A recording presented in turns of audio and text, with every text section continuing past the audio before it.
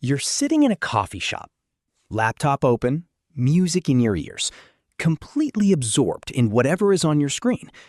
And then, nothing happens. No sound, no movement, no logical reason whatsoever. But something shifts inside you. Some quiet, wordless part of your nervous system sends up a signal, and slowly, almost against your own will, you turn your head. And someone is staring directly at you. Not glancing, staring.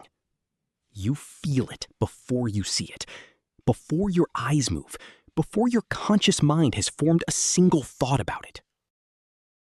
That sensation, that silent, sourceless alarm is not a coincidence.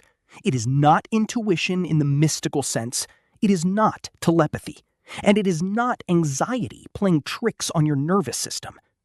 It is a 200,000-year-old threat detection system activating exactly as it was designed to. Right now, in the year 2025, you are running surveillance software from the Pleistocene era on a brain that is simultaneously trying to answer emails, avoid eye contact with strangers, and decide what to have for lunch. And the remarkable thing, the thing that should genuinely stop you, is that the software still works. It works in coffee shops. It works in offices. It works in crowded subway cars and empty parking garages and classrooms where a teacher turns their back to the board. The question is not whether you can feel someone watching you. You already know you can. The real question is why. And the answer reaches so far back into the darkness of human prehistory that it changes the way you understand every quiet, unexplained feeling you have ever had. Strip away the coffee shop. Strip away the city, the electricity, the roads, the walls. Go back. Further than civilization. Further than agriculture.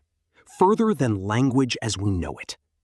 You are a soft, hairless animal standing in open grassland in what will one day be called East Africa. You weigh perhaps 130 pounds. You have no claws, no armor, no venom. Your top running speed is respectable, but there are at least a dozen animals within 1 square mile that are significantly faster. Your night vision is, by the standards of the predators that share this landscape with you, essentially useless. Below roughly 3 meters in low light, you are functionally blind. The leopard watching you from the acacia tree above has pupils that gather 6 times more light than yours. The lion crouched in the tall grass 60 meters to your left can track your movement in near total darkness while you struggle to see your own hand. You have no warning system, no alarm, no walls. What you have is each other. And what you have is this. A nervous system so finely tuned to the presence of watching eyes that it operates below the threshold of conscious thought. Because here is what paleontologists have found in the fossil record, and it is not comfortable knowledge. In a cave system in South Africa, researchers discovered the remains of early Homo species dating back nearly 2 million years. Among those remains, skulls. And on those skulls, puncture marks. 2 holes, perfectly spaced, perfectly sized. Leopard fangs. These were not our ancestors who died in battle.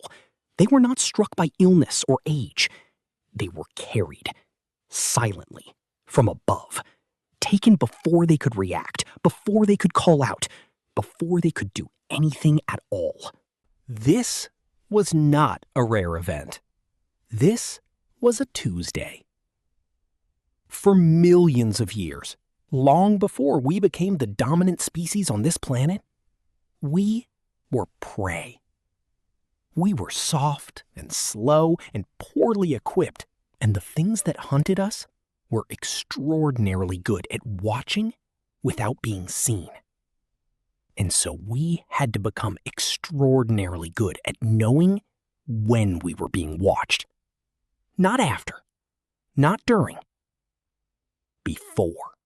In 1898, Edward Titchener, one of the founding figures of experimental psychology, attempted to debunk what he called the myth of being stared at. He was certain it was superstition. He ran experiments. He wrote dismissively about it. But something kept getting in the way. The phenomenon refused to disappear. Over a century later, a psychologist named Rupert Sheldrake conducted one of the most extensive studies ever performed on gaze detection. Tens of thousands of trials, controlled conditions. And the results were quietly extraordinary.